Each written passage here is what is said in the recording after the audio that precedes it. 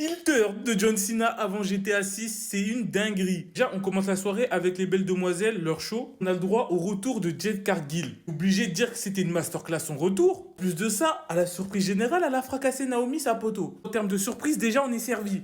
D'ailleurs, victoire de Bianca Belair, en vrai, ça passe. Concentré que sur les surprises, on doit parler du retour de Randy Orton. Venu comme un animal. Vraiment, j'ai cru voir Randy 09. Là, cette soirée m'a fait retourner en enfance. Le show masculin était au rendez-vous alors que j'y attendais rien de ce show, que ça soit à l'intérieur du ring et en termes de story. Franchement, je voyais pas qu'est-ce que la WWE pouvait nous raconter d'intéressant pour WrestleMania. Et j'ai oublié qu'ils sont en collab avec Netflix. Et t'as eu des teasings de rivalité pour WrestleMania bien gérés, avec Drew McIntyre qui se fait éliminer par Damien Priest, des bêtes de séquences Cena, CM Punk, Cena, CM Punk, Seth Rollins. Bien évidemment, celui-ci qui rage encore pour le plaisir des fans et qui écrase la tête et coûte la victoire à notre ami CM Punk.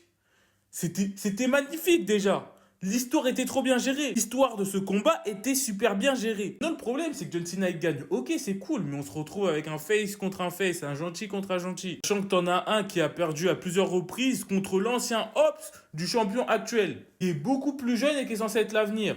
Donc pour nous, on se dit c'est pas très intéressant à regarder. Mais on a oublié qu'il y avait le rendez-vous avec le Rock. Sans plus tarder, Cody est arrivé sur la scène, parle un peu avec Cena. Le Rock est arrivé.